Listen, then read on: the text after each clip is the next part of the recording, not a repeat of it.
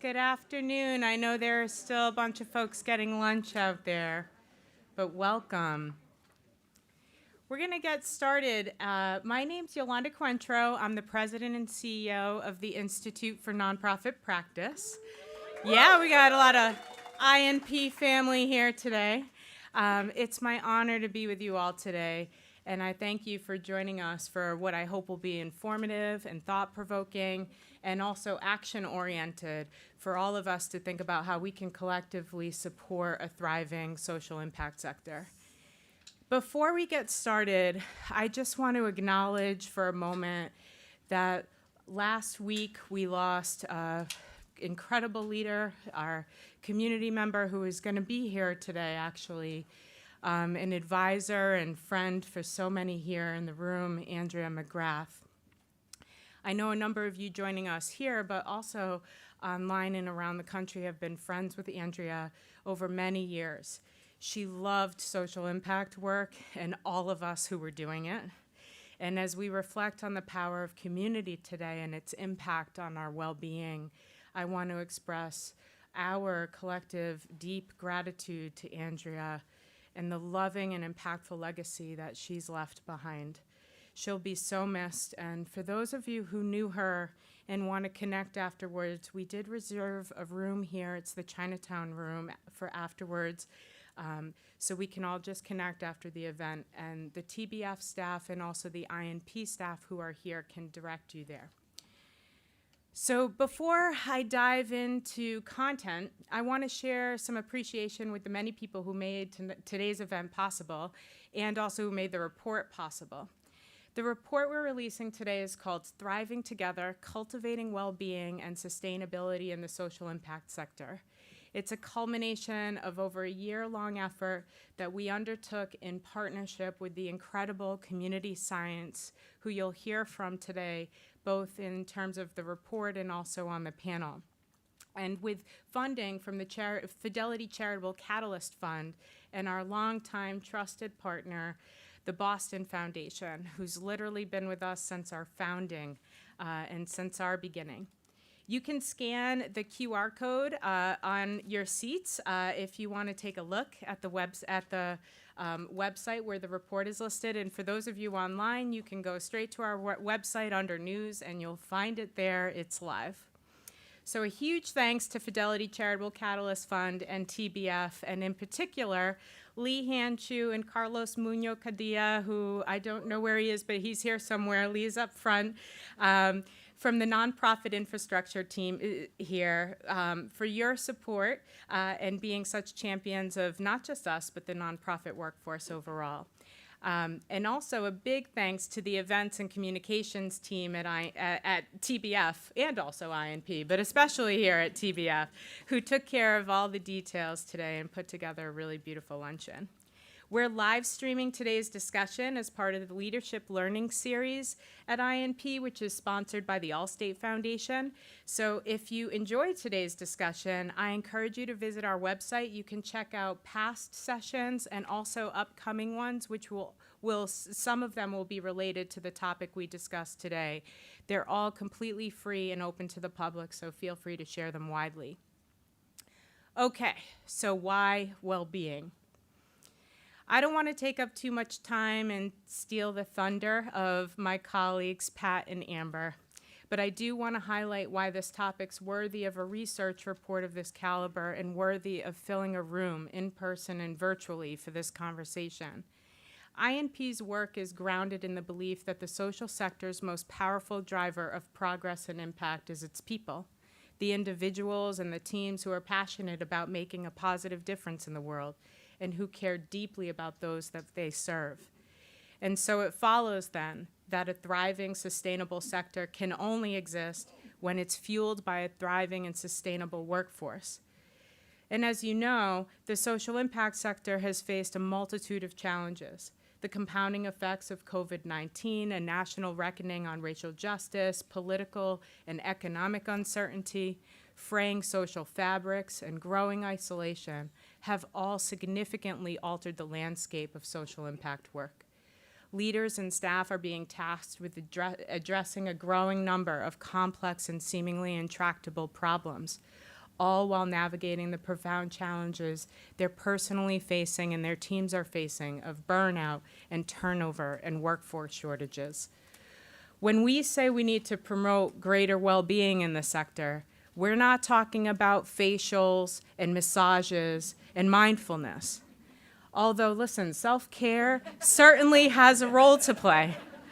And I don't mind a massage. But really, what we're talking about are the practices we need to employ to feel sustained for the long haul in this work.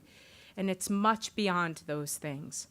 We're really talking about systems level shifts that must happen if we're going to fuel the workforce that we need to address the growing challenges of our communities and the country and the world. The truth is, if any sector can navigate these waters, I think it's ours. Our major factor that we've found for well-being is feeling a sense of purpose. And if you ask me, I think our sector has that down in spades. So we're excited to share this report with you and to hear from all of the folks who are going to be on the panel today, because we know that this work is critical, it's complex, but we also know that there's a path forward. And if we link arms and invest in our people behind all of these causes that we all care so much about, the promise of the social impact sector can be realized. So again, thank you for being with us today, and I look forward to being in this work with you in service of a healthy and sustainable sector.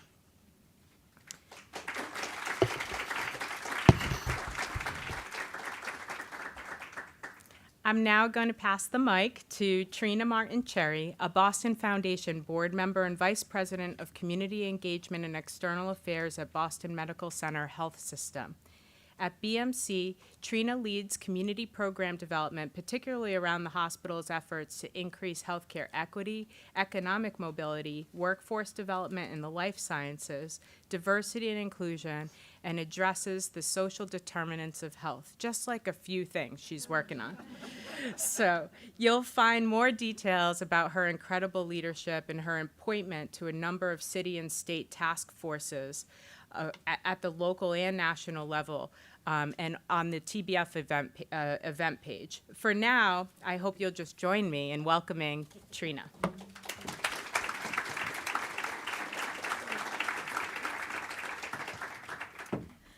Thank you, Yolanda, and good afternoon, everyone. I'm really delighted to be here with you today for this important discussion. I'm Trina Martin-Cherry, as Yolanda said, Vice President of Community Engagement and External Affairs at Boston Medical Center Health System and a board member of the Boston Foundation. And it is so good to see everyone here with us today at the Edgerly Center for Civic Leadership and online to hear from the Institute of Nonprofit Practice, Community Service. I am having a moment, so let's just start over. It's good to see everyone here today at the Edgerly Center for Civic Leadership and online to hear from the Institute of Nonprofit Practice, Community Science, and an incredible panel about the state of well-being in the social sector and how nonprofits and their allies can shift practices to mitigate burnout and foster sustainability in this crucial work. With over 600 registrants at this convening, give yourselves a hand. That's a lot of people here and online. It is clear that the nonprofit community is hungry for dialogue and solutions, and I am confident that INP's new report, Thriving Together, Cultivating Well-being and Sustainability in the Social Sector, will help guide us. I want to extend a special thank you and congratulations to Yolanda, who is their wonderful president and CEO at the Institute for Nonprofit Practice, and her amazing team, the hundreds of INP alumni and community science for this first of its kind report. I also want to share appreciation to Kimberly Diaz and Chelsea Gomez for providing American Sign Language services today for our event. The Boston Foundation has had the opportunity and privilege to partner with the Institute of Nonprofit Practice since its inception, well over a decade now. And we are especially proud to support INP's well-being initiative as it responds to burnout crisis amongst the vibrant INP network and beyond. In my role as a Boston Foundation board member, I get to see up close and in real time the Foundation's commitment to going deeper with partners, which often means multi-year flexible funding, but it also means following up with our nonprofit partners and following their lead and expertise while extending our partnership beyond the grant. And in the case of INP, this work that we will dive into today is a strong expression of the Foundation's commitment. Before we get into the data, I want to remind us all as we gather today, just one day away from a pivotal presidential election where democracy and freedom are on the ballot. It is more important than ever for us to stand together for our collective future. It is about the lives and the lives we impact and the legacy that we all leave behind in the work that we're doing. I know from my everyday experience that working in the nonprofit and equity space is both hard work and heart work. It is demanding, it's an immense dedication, and it's an immense emotional investment. In this challenging environment, prioritizing our own well-being and our mental health is essential. By taking care of ourselves, we enhance our resiliency and our own effectiveness in advocating for and in creating impactful outcomes for the communities that we serve. Now, I am pleased to introduce my new friend, Patrick Kirby, and Amber Trout, who will talk us through the report findings. And Patrick says that it's 60 pages, but I know he's going to he's going to make it really, really simple for us. Pat serves as the Chief Strategy and Administration Officer and Executive Vice President at the Institute for Nonprofit Practice, with over 25 years in management and leadership experience spanning the nonprofit, corporate, and public sectors. Pat is building the Institute's growth strategy to expand to new communities and deepen impact through innovative and new programs and partnerships. Amber Trout serves as Senior Associate at Community Science. She has an extensive organizational and leadership development, change management, and capacity building experience in the nonprofit, federal, and philanthropic sectors, and has expertise in facilitating and organizing racial equity and organizing change efforts to promote system-wide transformation at the leadership, organizational, and community levels. Please give them a hand as they come up.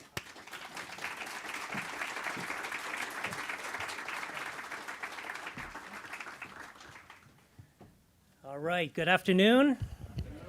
All right, first of all, it's just awesome to see so many friends together.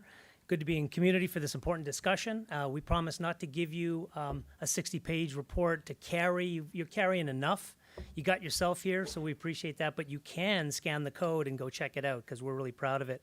So Amber and I are just going to, I guess here, I've got the control of the clicker. So I'm going to talk about what we're going to cover today. We're going to present some of the research showing what are the trends in burnout and well-being. So we'll start there. Then we're going to share some highlights from a recent INP alumni study that we did a little more than a year ago, some interesting trends there, before we then leave you with some recommendations that you can activate against with regard to some of the things that we're going to bring up, some of the themes. Obviously, this is just a summary. You can go for the full report later, so you can look at this as sort of the appetizer. The full meal is coming. Before I pass the mic to Amber, I just want to share a little context about what we've been doing at INP with regard to the Well-Being Initiative. Our first goal as we set out on this path over a year ago was really to learn as much as we could about the current state of well-being in the social sector. We were seeing lots of concerning trends in our classrooms, virtual and in person, and we really wanted to better understand what are the supports right now that leaders need most, and what, if anything, is proven to work, and how do we lift those practices up? Because our next goal was to then weave that into teaching in our classrooms, looking to revise our curriculum and our program offerings, but also sharing what we've learned with the broader community. And last, we do want to join with everyone here, so I'm kind of assuming that you're all part of this journey with us, and all the folks that are tuning in on the live stream across the country. We really need to find ways to collaborate across organizations, funders, capacity builders, nonprofit executives, to link arms and really figure out how we can bring the purpose-driven work that we know matters so much to our communities to the next level in terms of daily practice. So with that, I'm going to pass it to Amber. We got a lot of clap to go. We got 60 pages to walk through. No, I'm just kidding. So what does that mean? So we turn to the research. So I'm here with representing community science. And so in our partnership, we did a comprehensive review of the literature. What does that mean? Well, that means 335 results first appeared up on that Google. And then from there, we're like, oh my goodness. We looked at 120 abstracts. And from there, there's 70 citations that inform this report to make sure that we really look through, right? Because there's been a lot of word on the street. There's burnout. There's quiet quitting, but what does that really mean, and where is the state of the knowledge so that we can lead? And so what did we find out? Well, that nonprofit sector is not alone. All sectors are struggling with burnout, quiet quitting, and it's not just financial. We're experiencing it at the emotional level, at the organizational daily implementation. So much that the Surgeon General has made well-being in the workplace a priority. Well, what does that mean? That means that the U.S. Employees are burning out in 2020 at a higher rate than at the height of COVID. Think about that, right? And so what does that mean, right? We're going to keep playing this out, that 6 in 10 employees are saying they're cooked, they're done, right? This is before pre-COVID. And then you have managers saying, 70% of managers saying, I don't have the tools to address this. There's organizational barriers, linking to what Yolanda said. Yes, facials and massages are good, but there's the rigid company policies. There's the heavy workload. There's a lack of necessary skills in the managers on how do you lead and check in the well-being of your staff. And so this also has a financial impact, which is that there's stress-related absenteeism at $154 billion a year. So, what's this mean for our nonprofit sector? Well, there's some worrying patterns that we need to lift up and that we've all been experiencing. One being that the Building Movement Project published a report in 2024 that there's a steady decrease of leaders of color being interested in leading organizations. Many are in the position, finding themselves in the position to save the organization or because they're not liking how the organization is run. Right, so there's these unprecedented levels of leaders not wanting to join, and then an unprecedented level of a workforce shortage. Right, what does that put us in? That 51% of nonprofits are saying they have job vacancies. 74% of nonprofits are reporting that they have work shortages, and that salary competition. Well, it could be competition, but also compensation is one of the main barriers, right, to addressing this work shortage. Even of those surveyed, you had 66% of nonprofits that answered the survey saying they raised salaries and benefits. And yet, remember, that is a huge budget implication that you have to think about. Where does that money come from? And who pays the consequence with nonprofits not thriving? Our communities. Another contributing factor is inflation. Why are we talking about inflation? Well, the nonprofit sector in general has been giving less, big and small donors. And also, it's the first time that most philanthropies have had to think about inflation. I have been doing my grounding. Had to think about inflation at this level, right? So before it was at 8%. It's studied out, right, at about 4%. But that means our goods, our food, how to run a nonprofit, those costs are still up there, right? So the reason, why are we showing you a bar graph? Well, the bar graph is mainly to say, if you had a grant of $50K and $20,000, 2020, you would need it to be $91K in 2023 just to cover what you wanted. I see all these head nods, but I'll keep going just to make sure all our friends on that are streaming. So that means funders are giving less because of inflation and what that did to their funding. But then it also is putting more stress on the nonprofit sector to fill those gaps. We're caught in a catch-22. finally, this is where Pat's going to come in and say, that's okay, we have a headwind. Yeah, we're really hitting you over the head with some good news, aren't we? In fairness, we call it a perfect storm because there's so many headwinds that are happening all at once, and Amber has kind of gone through a lot of data points there. We could also list the chilling effect of on racial equity initiatives due to last year's SCOTUS decision and everything we're navigating due to that, rising rates of mental health issues, especially for younger folks, but all across the country in lots of different sectors, frankly. And then the changing needs of our workforces, right? It's just figuring out how to manage remote offices, navigating differences and expectations between younger and older workers, Gen Z, millennials, a little different expectations than maybe baby boomers and Gen Xers. So there's lots that's going on. We're dealing with it on a daily basis. Let's remember that there's also this thing called the nonprofit starvation cycle that we've talked about for years, long before any of these sort of headwinds really came to bear, whereas we've had this pattern in our sector to really have not the resources that we need to get the job done, to invest in nonprofit capacity and infrastructure, and not having money for things like compensation and professional development, things like that. So we want to turn the page and sort of say, well, what are some of the bright spots? Because Lord, you got to give me some good stuff here, right? So first of all, one thing there's going to be, this pattern is going to emerge in a few of the things we're going to highlight here, and there's many more that we highlight in our report. Employee well-being initiatives, when they work, can serve as both a protective factor and a remedy to burnout. So both a protective factor and a remedy to burnout. So we were drawn to a number of things that we researched. One was this great Gallup report. It's funny, the corporate sector has done a ton of research on this, and the nonprofit sector, we have to learn from all sectors, frankly, here. But we were drawn to this one Gallup report that identified 3 strategic investments that seemed to drastically reduce burnout. And these are the 3 things. When employees perceive their organizations cared about their well-being, when they get effective supervision, and when each person's strengths were celebrated, you can sort of see the impact on engagement, where you see 3 to 6% more engaged, or 5% more likely to trust leadership, or 71% less likely to experience burnout. Like, these are not insignificant impacts, right?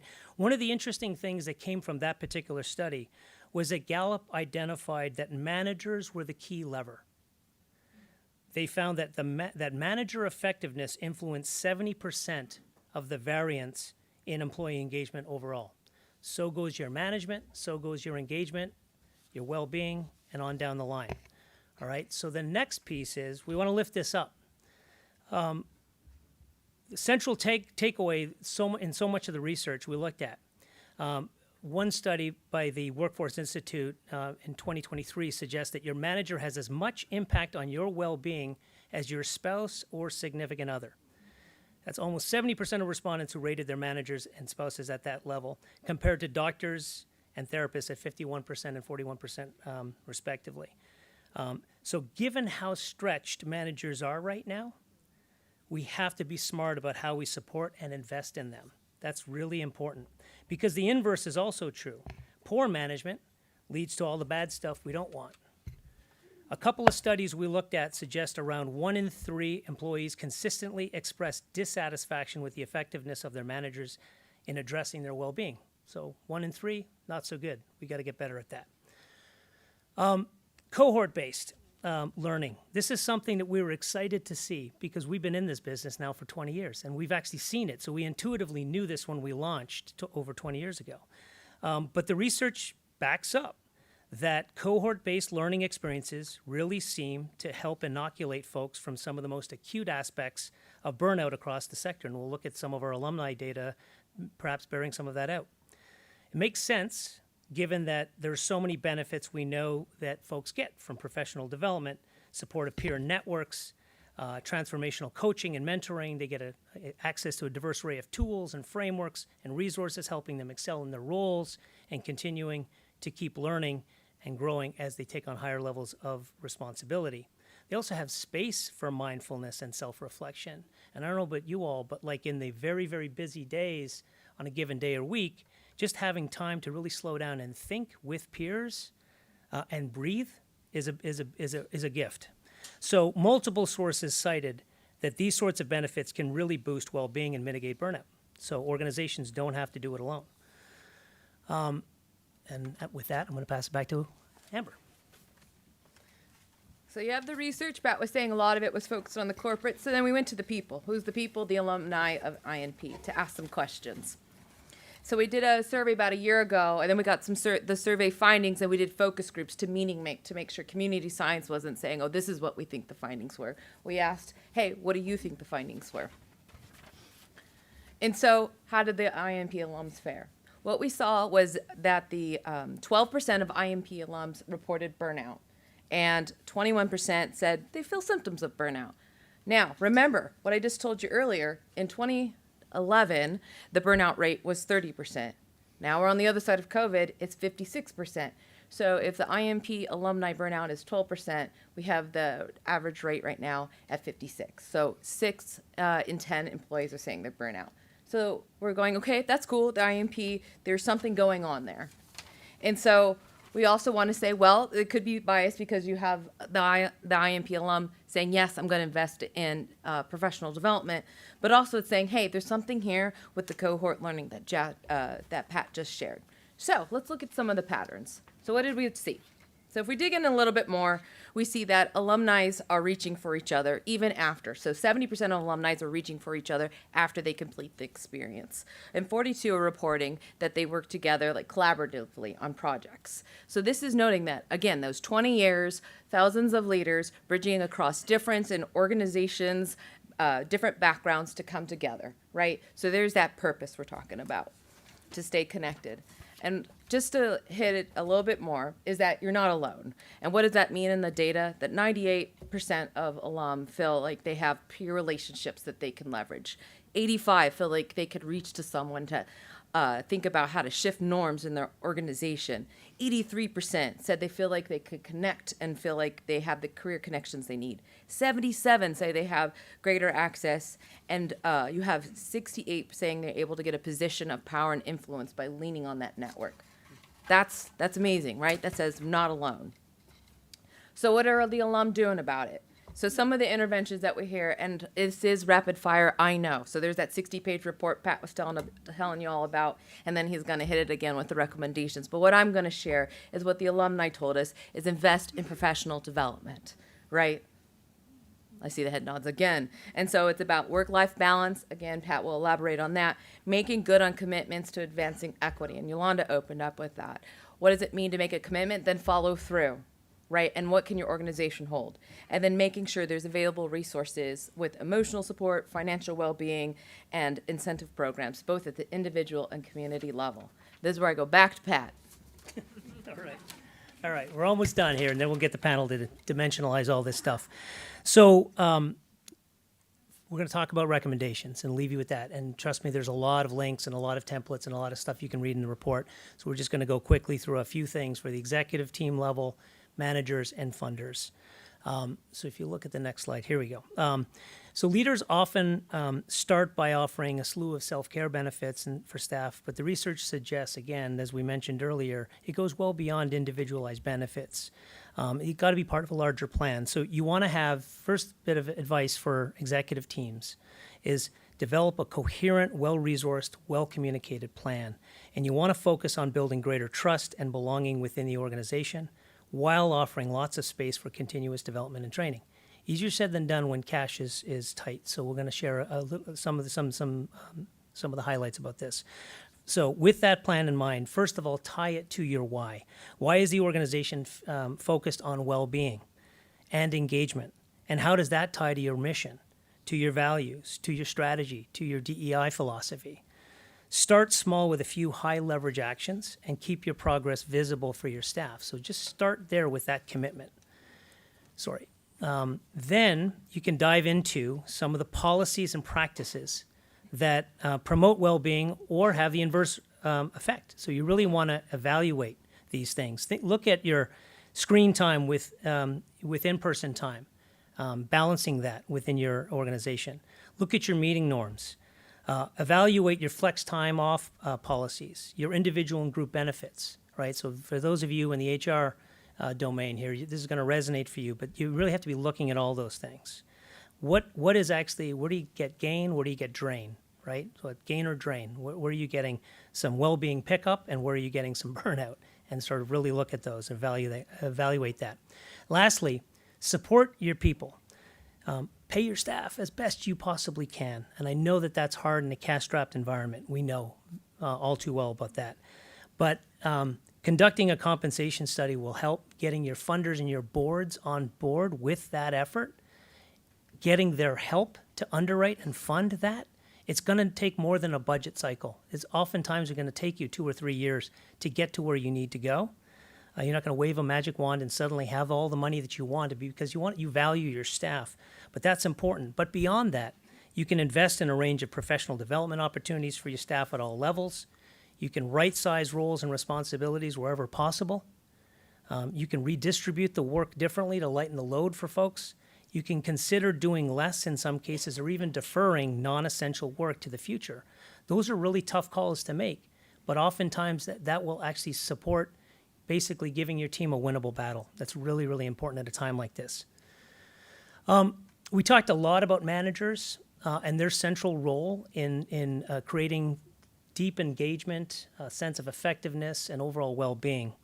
There's a lot of stuff in the report that you can check out, a lot about how to model and be a really good model well-being in practice, and really sort of walk the walk on that, doing a lot of transparency and authenticity, and how you sort of engender trust with those you support, regular workload check-ins, investing in your PD and your team's PD, really to model that. There's a lot in there.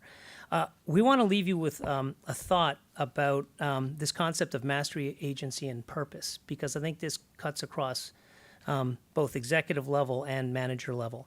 For years now, we've been training our INP leaders about the importance of the research that Dan Pink popularized in his influential TED Talk on the impact of mastery, autonomy, and purpose.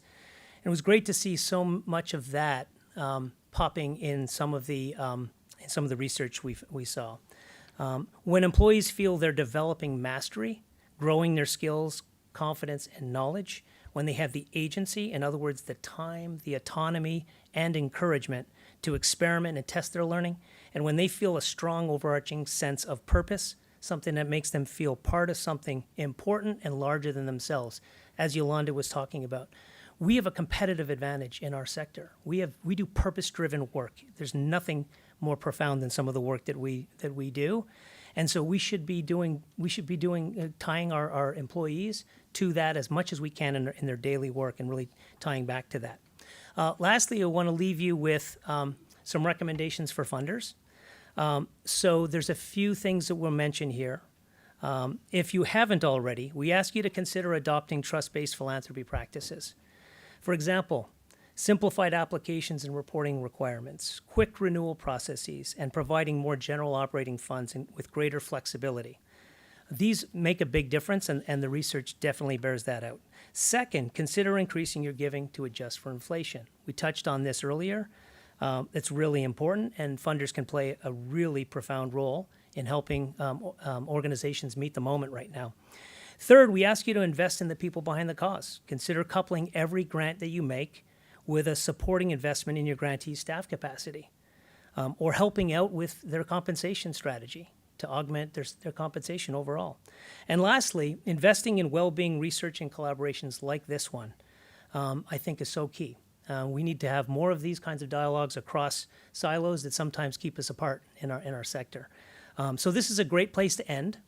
There's the thank you. Okay. As I wrap, I just want to give another special shout out. Sorry, I'm going all over the place here. Let's go back. Nope. All right, there we go. As I wrap, I just want to give a special shout out to the TBF team for hosting this discussion, and last week's excellent event with our friends from TS&E on compensation levels across the sector. This is what we're starting to build here, is really sort of a collective understanding of where we need to go. And it's really awesome. I want to thank Amber again, and Kien and Marisa, who were part of the team from Community Science, who did such an incredible job on this research report, and our incredible INP team. Too many to name, but you'll see the report when it comes out. It's a real labor of love, and we're really proud to share it. So It's now my turn to introduce, I think, our next speakers, because we're going to move to a panel discussion right now, moderated by our President and CEO, Yolanda. So we'll have Yolanda join me up here again. And joining her is Kian Lee, who is the Vice President of the Consulting at Community Science, where she leads Community Science team in their work to provide research, evaluation, strategy, and capacity building expertise in matters related to community and systems change that center equity and social justice. That's a lot. We also want to welcome Shahir Mustafa, who is the president and CEO of Hopewell, Massachusetts, the Commonwealth's largest nonprofit provider of comprehensive foster care. Shahir also currently serves as board chair for the Providers Council and as a board member for the Children's League of Massachusetts. And last but not least, Grace Nicolette, who is the vice president of programming and external relations at the Center for Effective Philanthropy. And she is a frequent public speaker on topics of philanthropic effectiveness and generosity, and also oversees the organization's partnerships, outreach efforts, fundraising, communications, and innovative programming. So you guys are in really good hands. All right, I'm going to pass it to Yolanda. Awesome.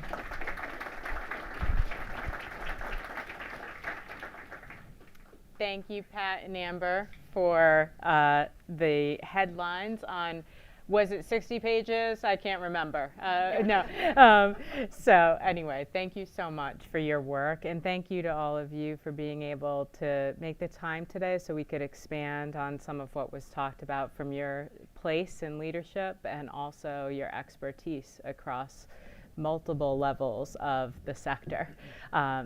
So I wanted to just kick off, Kian, you've been at this work for so many years. You've been at the work with us for a number of years, but really working with the sector across the board in terms of grantees and funders and advisors in the sector. And you've learned a lot about the issues that have been surfaced today over an extended period of time. So if you could just highlight maybe some things that either stood out to you as you read the report and worked on the report with your team that maybe weren't mentioned just yet, and anything else that you'd want to highlight just from your years of experience around this subject. Thank you, Yolanda. First of all, it's such an honor to be here and with my co-panelists here, so thank you very much.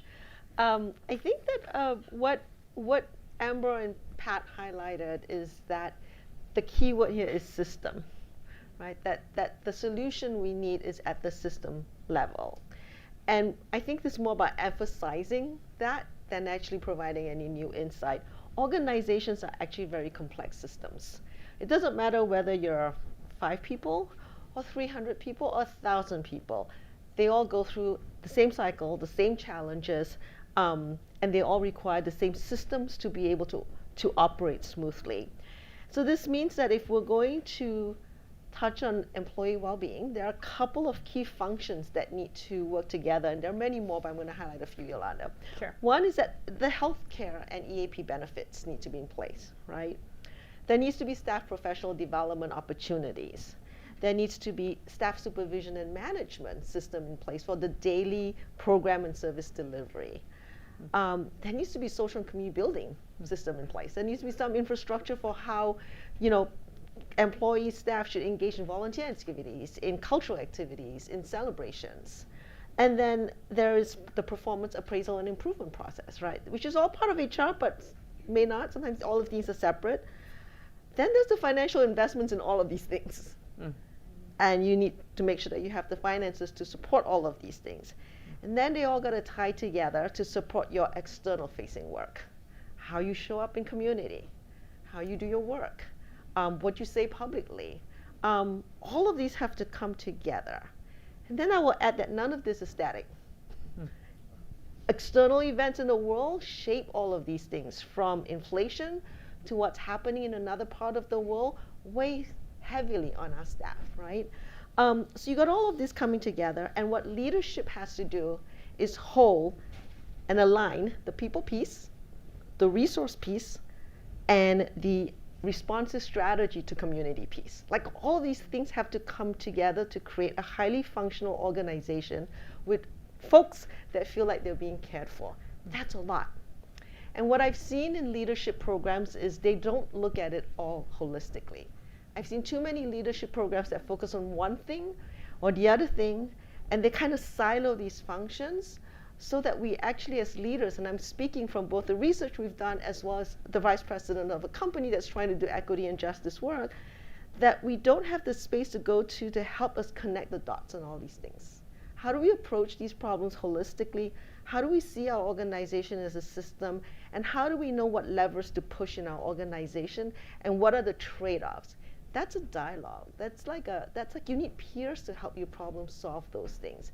And I just don't feel that we have a good space, a good safe space that we can go to, that we can be ourselves as people. You and I talk a lot about this as leaders, to be able to tackle these problems in real time. And I think that's the part I want to add, that like it's simple to say we want well-being. It's a lot harder to implement. And so what do we need to do that? One of the things that stood out to me in the conversations we've all had, both before we were releasing a report and we've just all worked together, but as we prepared for this panel, was that there really is a funder and also leader partnership in addressing all of these things. And there are practical things that you're all doing in these spaces that I think tie to some of the recommendations that you're making here, Kian, that would be great to hear from you all about, Grace and Shahir, just as you think about in your work, you know, how do we overcome this idea that like we're just talking about self-care in our sector, right? Like nonprofits are soft and all we do is talk about ourselves and we're selfish and we're all about self-care. That's, I mean, we talked about like this is like kind of this narrative that boils down something that's very complex for those of us who are leading in this sector, that we're working through, that we don't look at it that simply, right? We care about our staff. We want them to take care of each other. Self-care is important. But what else and what's the partnership needed? So wondering if you could maybe speak to some of the things that you're doing to expand this narrative and move beyond this, you know, stereotype. Yeah, I'm happy to offer a few thoughts on that. I mean, I think the first thing is that, so we use the term at my organization, workforce investment. So if we think of kind of a hierarchy, wellness is nested within a broader concept of workforce investment. So if we were in, let's say, manufacturing, for example, our factories, our machinery would, you know, could arguably be the organization's most valuable asset and resource. If we were developing technology, our intellectual property could be considered our most valuable resource. Well, in human services and nonprofits, people are our most valuable resource. So, you know, we upgrade our technology, we upgrade our manufacturing, our you know, electronics, et cetera, but we don't, it's, I guess it's analogous to that. So at my organization, we center workforce investment as a key strategic business priority. It is not a nice to have, it is essential, because as we invest in the people that we serve and support, there is a direct connection to the services they deliver to community and the impact that it has. So we don't leave that up to imagination. We make very explicit connections between those investments and the downstream effect it has on community. And so it requires a lot to be able to do that, and it's not easy, and it's a moving target. So for example, we're developing a theory of change, which anybody who's doing that, I feel your pain. It's brutal. Yeah, if it's easy, Kian's doing this come on all over, the time, show me. just so you know. Yeah, not easy, but worthwhile. Worthwhile, I will say. Our theory of change is connecting to three key strategic priorities. Those three key strategic priorities are the same as what we are launching in our 3-year campaign. So there's alignment.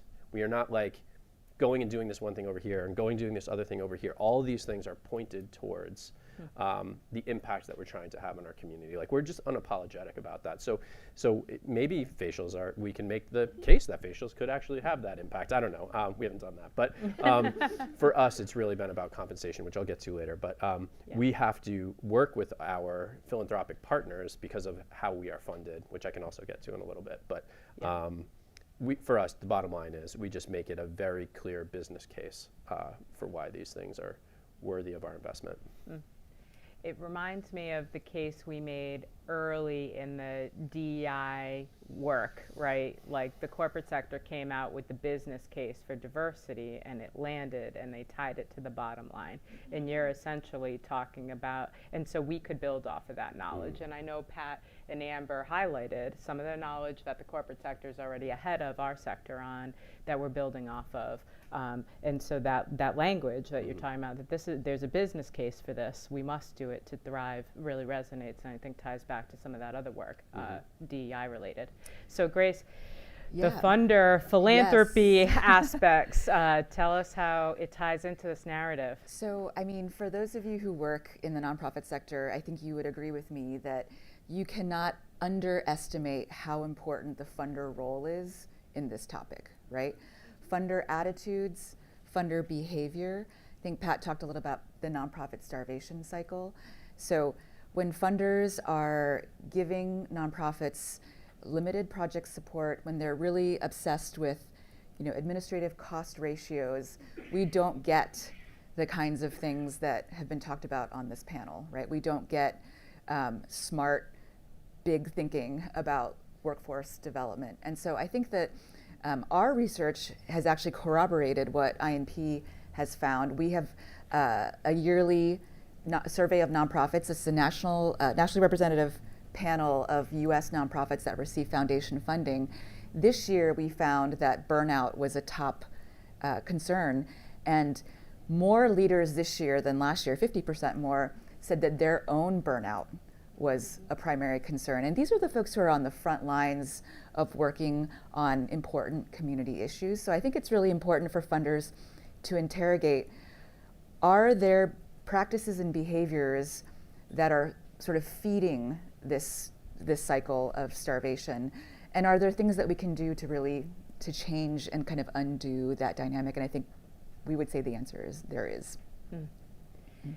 You've been talking to funders around the country. That's all you do through your work. And I'm wondering if there are conversations happening in that realm around this inflation issue that's come up in the presentation. So there's a lot we need to do. A lot of it costs money. What are funders and folks in philanthropy saying about this time and this issue?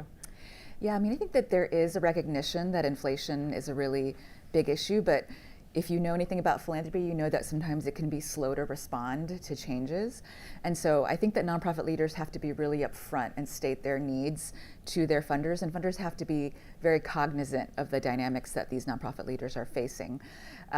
We talk a lot about unrestricted funding as being so key for nonprofits. One of the things that I've found very interesting, one use case for project funding would actually be for the well-being of the staff, so that the staff of a nonprofit do not feel like they always have to choose between different priorities. But if you earmark project funding for staff well-being, that can be very, very powerful. There's a funder here in the Boston area called the Imago Dei Fund. I like to use this as an example. They started a fund to be responsive to their grantees. It's called Keep the Spark Alive. And they were hearing from their grantees about this burnout. And so now, they do small grants of a couple $1,000s all the way to big grants around staff well-being. And it has just been so well received by nonprofits, and nonprofit leaders have said that it's been quite transformative for them. So that's a really interesting example, I think, of a funder being really responsive, of giving assistance beyond the grant that actually builds the capacity of their work overall, right, regardless of what issue area you're working on. Awesome, thank you for that example. Shahir, so in your role, maybe you could speak a little bit to exactly what the council does. You're chair of the Providers Council here in Massachusetts. If you could speak to the role that the council serves, and then kind of think about or share with the group and our live stream audience what it is that you all are working on relative to compensation, how you're working on it in a collaboration, and why it's so important. That would be great. Absolutely, yeah. So the Providers Council is the largest trade association of human service organizations in Massachusetts. So we represent almost 230 member organizations who collectively employ roughly 160,000 employees working in human services across the Commonwealth. So this is a huge sector of our economy. And so one of the things that we have been really pushing on is this idea of pay and compensation. And you know, I was on a panel last week, so so if anybody was, this might be a little bit redundant, but so I'm a clinical social worker by training. Like, I have zero interest in the Bureau of Labor Statistics benchmark for how rates are constructed. However, it's at the heart of this issue, because the reality is that is how rates are constructed. And so I'll just like get a little bit wonky for 1 minute if you bear with me. So Massachusetts is ranked 49th out of 50th in terms of cost of living. We're the most expensive state to live in the entire continental US, only behind Hawaii.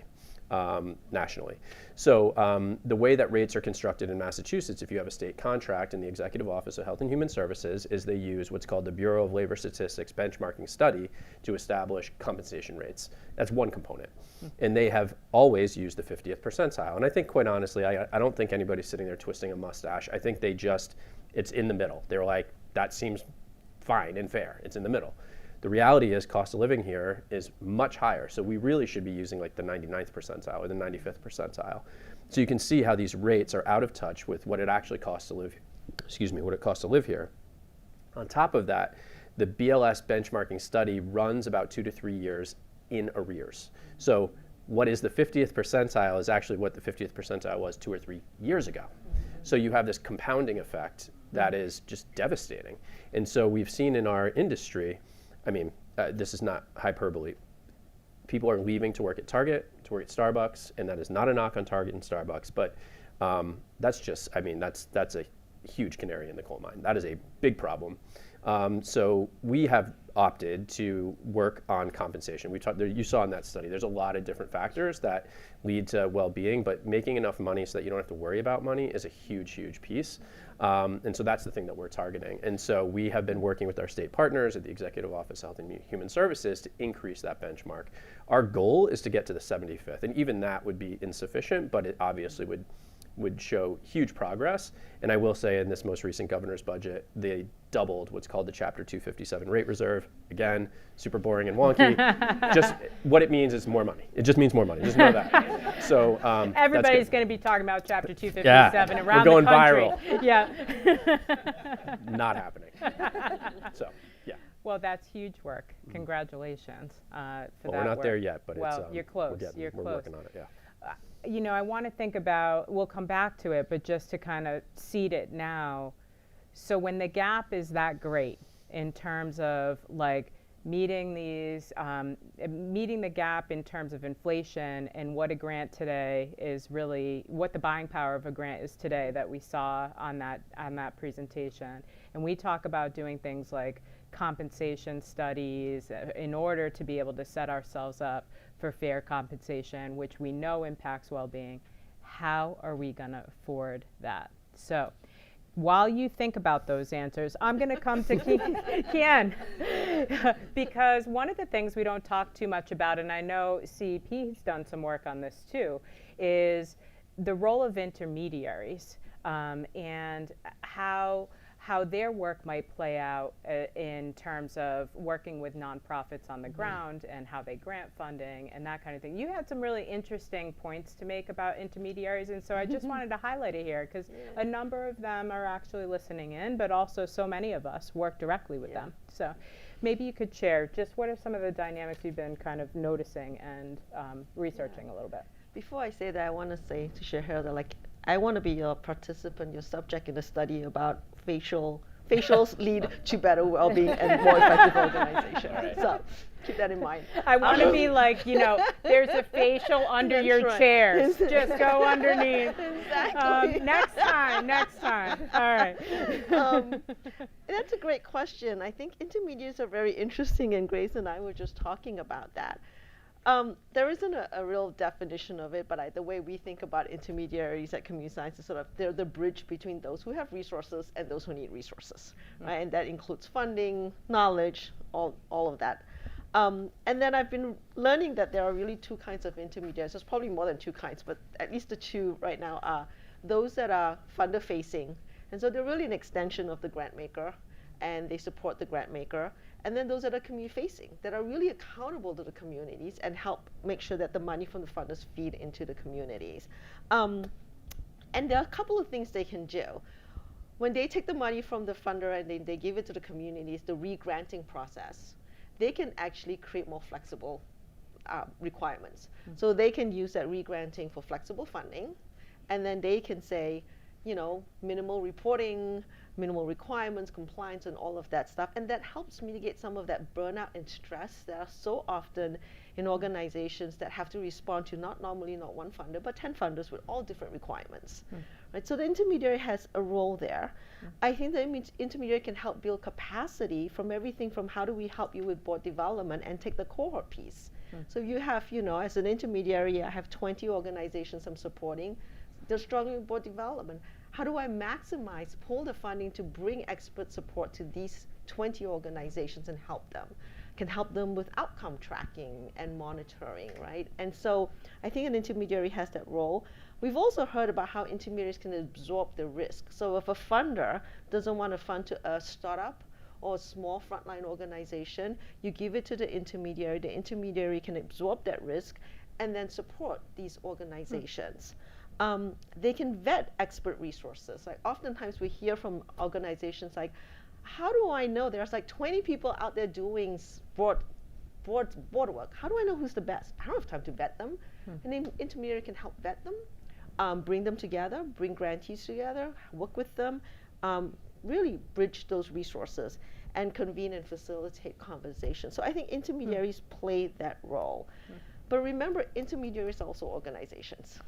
So just like any organizations, they have their own issues, right? And so are they able to become great at what they do, or are they going to fall into the same pitfalls as any organization, including the ones they support? And I will say that philanthropy has been pretty fickle about intermediaries. I mean, we were just talking about that. At one point, there was a lot of money going into intermediaries, build intermediaries, invest in intermediaries. And then there was a pullback. No, they're taking money from those at the front lines. We can't support them because then we're not giving money directly.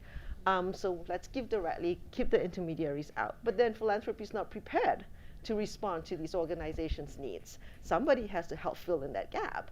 And then funders, I think, who try to fill in that gap and get a little bit out of their lane can do more harm than good.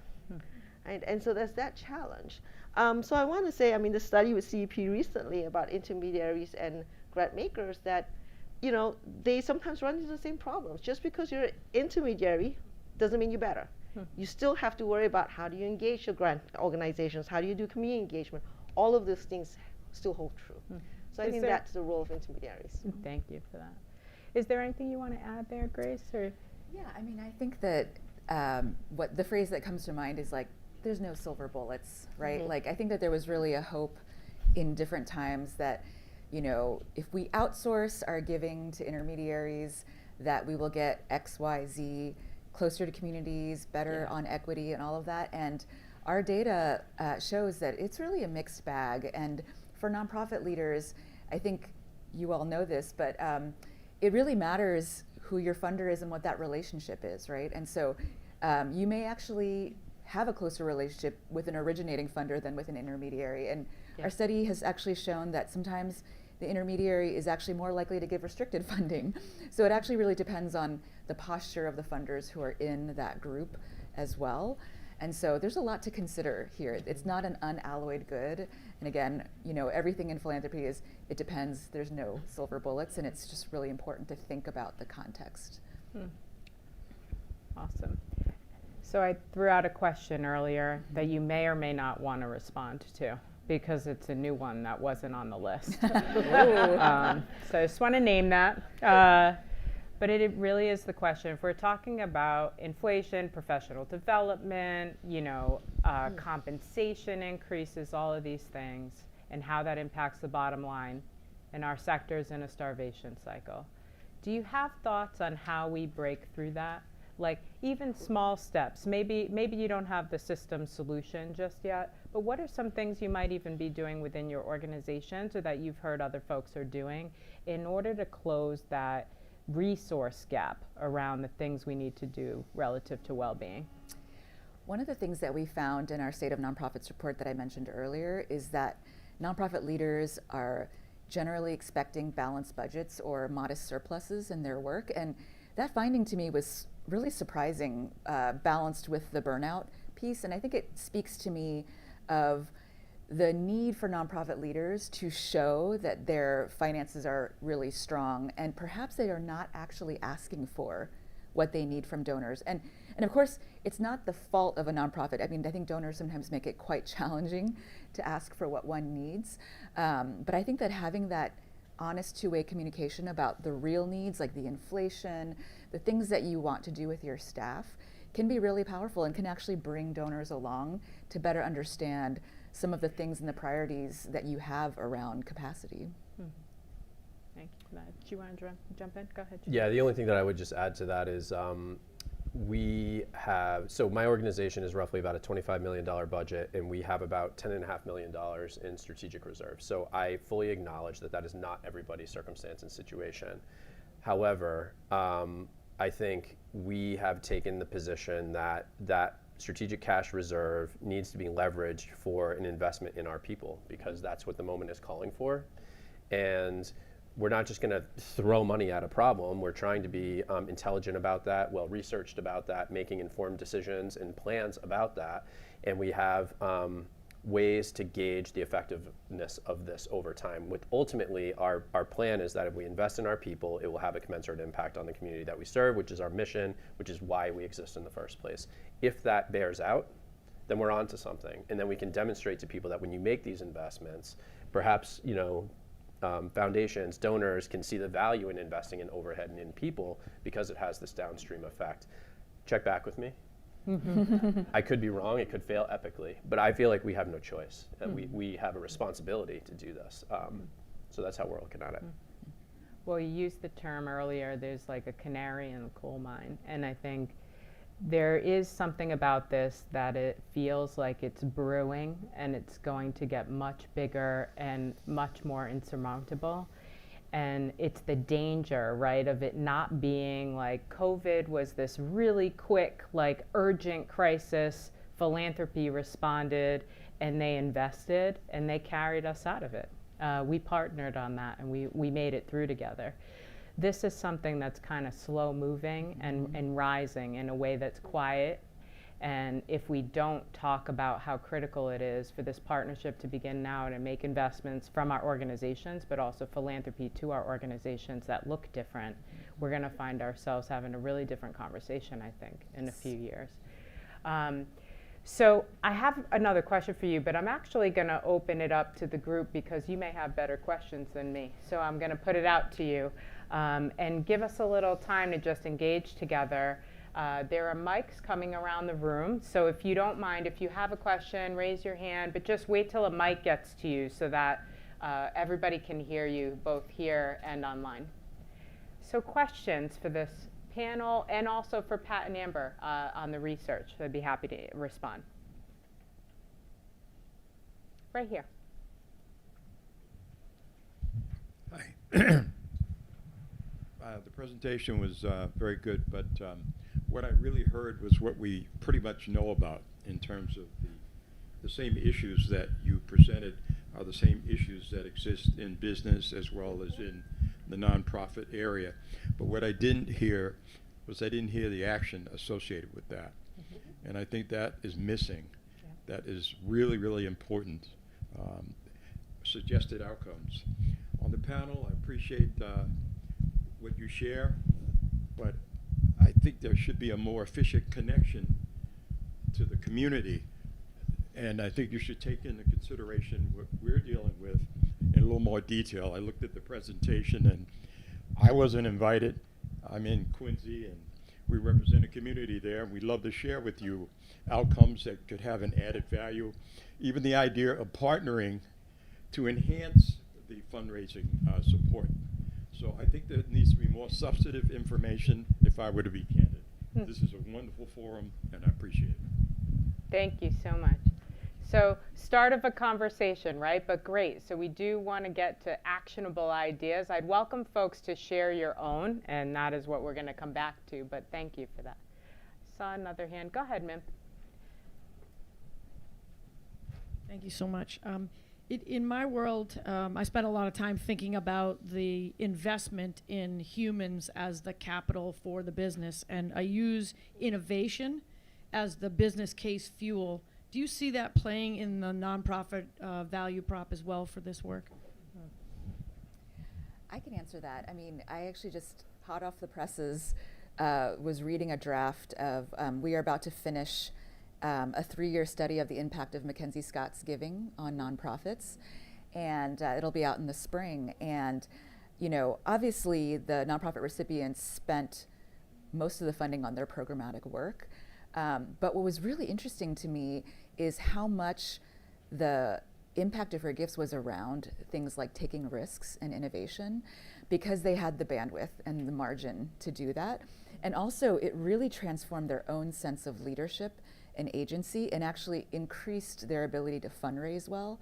And so I think that there's all kinds of throw-off effects here that can be multifaceted when it comes to really unleashing more generosity to nonprofits. Yeah.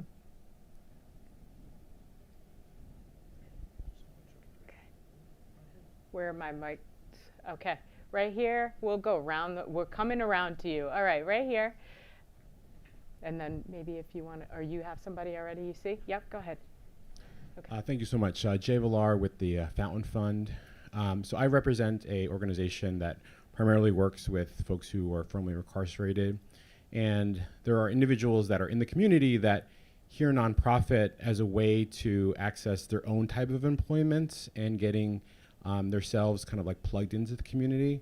And I hear that and think many thoughts. I wonder, based on the expertise of the panel, like what advice do you give to folks who say, well, I want to start my own nonprofit to solve something that may already be being solved within the community, and how do you like direct them about what the truth is based on everything that we're talking about today? All right, real talk. I do your homework. You know what I mean? There's likely an organization that's probably already doing it. And that may not be popular, and I'm not trying to quash dreams. I'm just being real.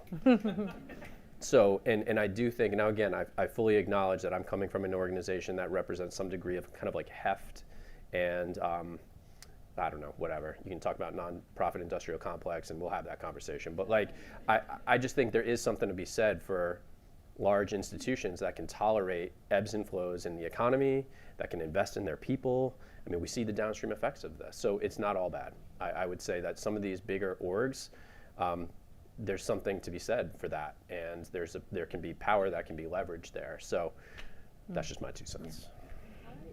If I can add to what Shahir said, I would say, first of all, it's hard work. It is really, really hard work to start up an organization. Community Science is a small business. We're not a nonprofit. And I just saw so many parallels between what we struggle with as a small business with the nonprofit organizations that are doing work in this area. I like the idea of apprenticeships. I actually like the idea that, at least in our business, if I want to know what it takes to run a small business, I'm lucky to have been exposed to it before I got into it, so that at least I knew what it realistically took. You know, the romantic idea of like, I'm the boss and I can do what I want and all this stuff is, the reality is, if you go to the beach, you're not making money. You know, like, who's making the money? It's not you. So there's all these things that you start to realize that hits home, and you're like, oh, wait a minute, what do I have to put in place? So I like the idea of apprenticeships, and I think that we don't do that enough. Yeah, I've been in some of those circles recently with folks who have, really started some small grassroots nonprofits because they have lived experience, and it's important, and they're passionate about it. And I have no doubt that a number of them will succeed. I think the ultimate question, as we think about our sector as a whole, is when you look at other organizations that may be in the same field or in the same space, do we have a collective responsibility to also look to each other and say, like, hey, maybe we should partner on this. Maybe if I started something along with you or as part of a, addition to what you're doing, there would be value there, and we wouldn't compete, but we'd work together. those things are really hard to do. I can say we worked with New Sector Alliance. I think Carly Jansen, oh, there she is. She's back there, founder of New Sector Alliance. We came together, our organizations did, rather than compete for the work, we came together to expand the work. And I think sometimes, you know, we just have the go it alone mentality, which is funny because we're in a sector that's really about going together. And so I hope as we think about innovation and new nonprofits that we're encouraging others who might be thinking about these things to go talk to other folks already doing it, because maybe they can enhance what they're doing rather than compete, especially at a time where resources are limited. Somebody saw us, okay, there's a hand there, and then we're coming up to you. Yeah. Hi, Kristen Halbert. I'm the Director of Community Engagement for Future Chefs in Roxbury. And I don't, yeah, right? I am a new director at this organization, and I don't have direct reports, but because of the nature of my job, I find myself in very deep conversation with first-line staff members, along with others, managers and directors, to get our community engagement work done. So as someone who does not have direct reports, what are the best ways that I can help my fellow directors and help these non-direct reports that I still have these very deep conversations about their health and well-being, and when we're walking out into the community and what we're putting forward, how can I help everybody without overstepping in my actual role? I'm wondering, Pat or Amber, did you learn anything in your research about the role that a manager might be able to play with their peer group or beyond in the work? Anything you'd want to say to add to that? And I can bring it back to the panel too. And I don't think I think that's sorry, Mike's coming up to you right here. Yep. Nothing's saying out of the research saying like do this. I think that's definitely the gap. There's more saying managers asking for support for the leader to acknowledge it's okay to take time to check in on your direct reports. It's okay for your managers to take time themselves so they can role model taking time off and then encourage the others. It seems like an individual interaction between the direct report and their supervisee, but you are holding that system in place by calling multiple directs. That's the closest the research and best practices that came from the focus groups. So if you don't have direct reports, what can you do to set a tone around well-being efforts or practices? And I want to come back to this question of like action. We talked about what else can we be doing in our organizations to address this, but Shahir, you're going to jump in on that. I think, you know, I would have a million questions, like but I think just at a high level or at a thematic level, I think, you know, you can run into challenges if you start kind of working with other managers in your organization and their staff around how they should be managing the dynamics with their own people, right? Like that's a recipe for mess. And it also does not mean we just like bow out and we're silent and quiet. I think there might be ways where if there are values within the organization around feedback loops from the people that are most proximate to the work, that you call out those feedback loops and you encourage people to kind of report that information to their managers as opposed to it necessarily coming from you. So that might be a way to kind of empower the system, as was mentioned here, to kind of be its best. Great.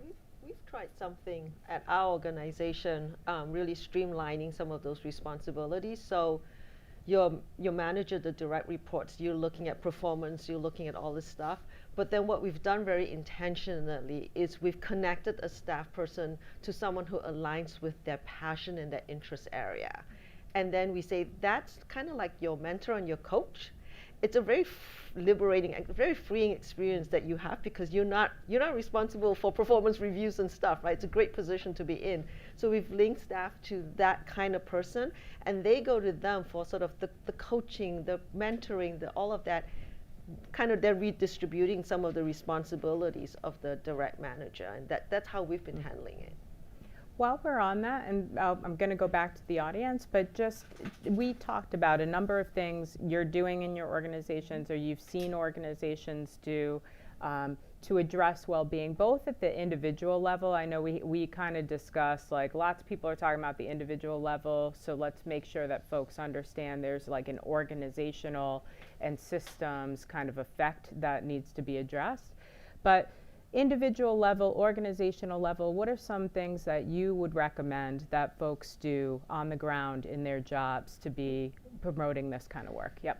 We instituted a sabbatical policy for everyone in the organization. At 10 years, they get 3 months of paid sabbatical, and it has been really transformational for us. And I know that that comes with a lot of like worry and fear, but you know, it's just, has really kind of blossomed the health of the organization when different people get to step up at different times, and then certain things don't change when that person comes back and there's, you know, additional responsibility. So again, an honest conversation to have with a funder around how to execute that, or funders, but that's been really transformational for us, and also for me individually, having taken one. Anything you all would add? Yeah. Yeah, I mean, Practice this? we do paid internships, which was a shift for us in our sector, especially in like social work. It's often like you get an internship, it's unpaid. That's lots of thoughts on that and who gets to access that, et cetera. So we started to institute paid internships, which kind of is aligned with our value around learning. And so this is one thing, a little slight pivot. So the work that we do is tough. We work with kids and families in the child welfare system. Like, it's hard work. So we don't try to protect people from that. Like, wellness is not about shielding you from the hard realities of the work. We don't believe that. What it is about, though, is ensuring that you have the support that you need to process that information, to learn how to respond in those moments, and feel a sense of agency. You know, the Dan Pink research, right? That mastery, doing something hard, persistently over time, and getting better at it. Working in child welfare qualifies.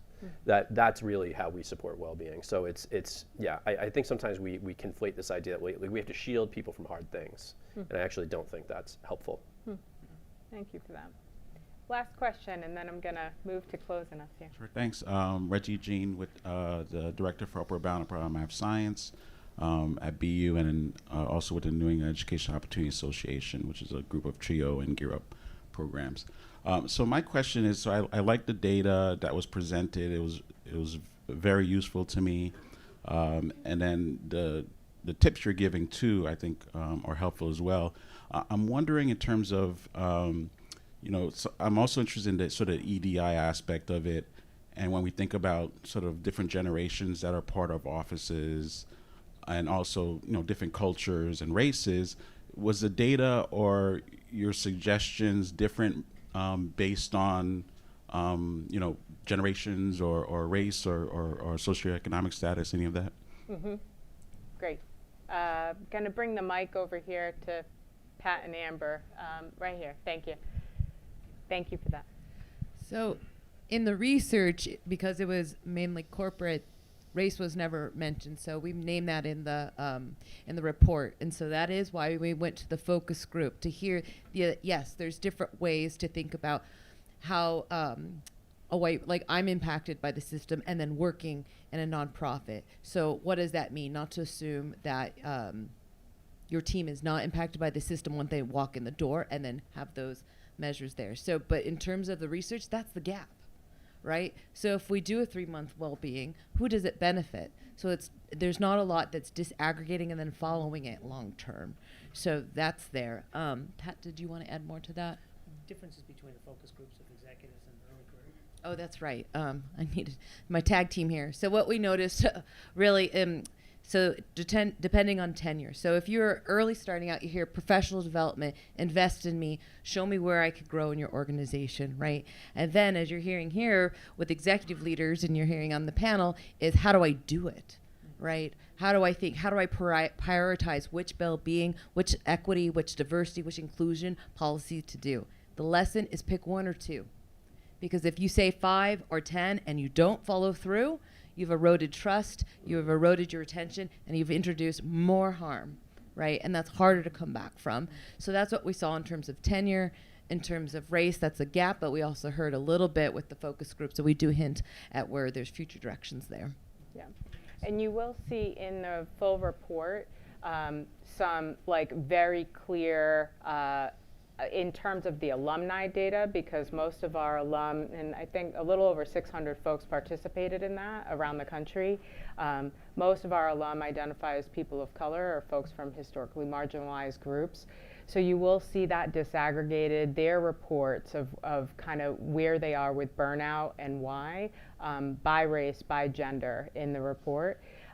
What you're not seeing is by race, by gender, which tools relative to well-being are impacting those groups and how. We haven't gotten that far, but there's research in there from the Building Movement Project and others around, you know, are leaders of color how are they faring in their leadership roles? Are they attracted to coming into these leadership roles? Are they staying? So there is, you know, a whole kind of piece around this DEI issue, but I think what we're calling for is like, so what's the next discussion on what's really working in our sector? And I think if we're going to be honest, we don't know yet, because we're just getting to understanding that there's a major crisis facing our sector that's been a little too quiet. And it's compounded across multiple facets of our function as an organization. So I have to stop us there, unfortunately. There's more discussion. I'd encourage you to look at the report. There are a ton of tools within the report, in the final section and the appendix, that have many different kinds of action items. We're not going to prescribe 1, 2, or even 5, because all of our organizations are very different with different levels of resources. But we'd encourage you to think about what you need, what your staff need, ask your staff what they need, and see what you might be able to do, the 1 or 2 first steps, in order to show up for our sector and support leaders and their teams to kind of stay in it with us, and ask, you know, and talk to funders about how we might fill those gaps for our organizations, especially with funders who you feel like you have that trust with. But know there's research to back you as you make that case. So take a look. We're going to be having many more conversations about this to go deeper over the course of this year and the next. Keep an eye out for that. So I'm going to pass it off to Lee Hanchu to just close us out. And thank you to the panelists for taking the time with us.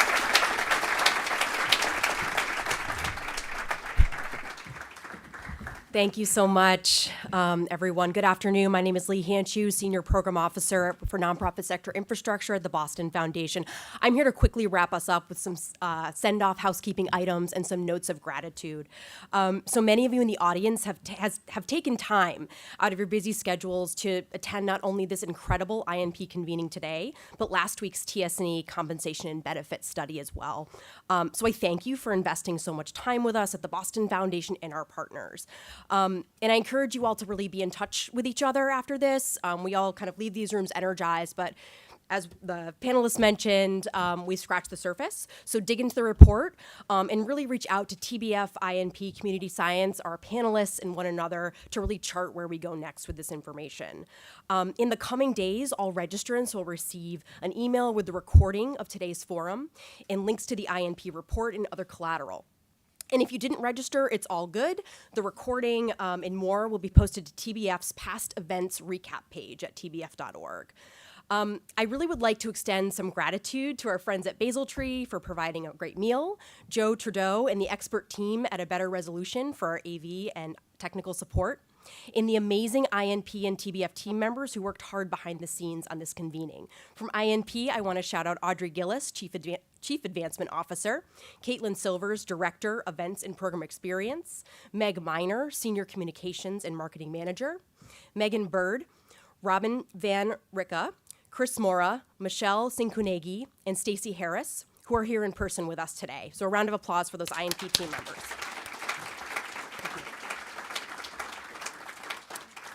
And from TBF, I'd love to shout out Patrina Martin-Cherry, Boston Foundation board member, VP at BMC Health. My teammate in this work, Carlos Munoz-Cadilla, Senior Associate, Nonprofit Sector Infrastructure, and leading and executing our events, communication, and IT work to make this convening and many more possible, Michelle Hinkle, Celia Blanc, Jordan Numi, Ted McEnroe, Sandy Kendall, Vanessa Tran, Nicolette Capio-Wheeler, Mimi Huckins, Jeremy Manis, plus our awesome mic runners and registration managers.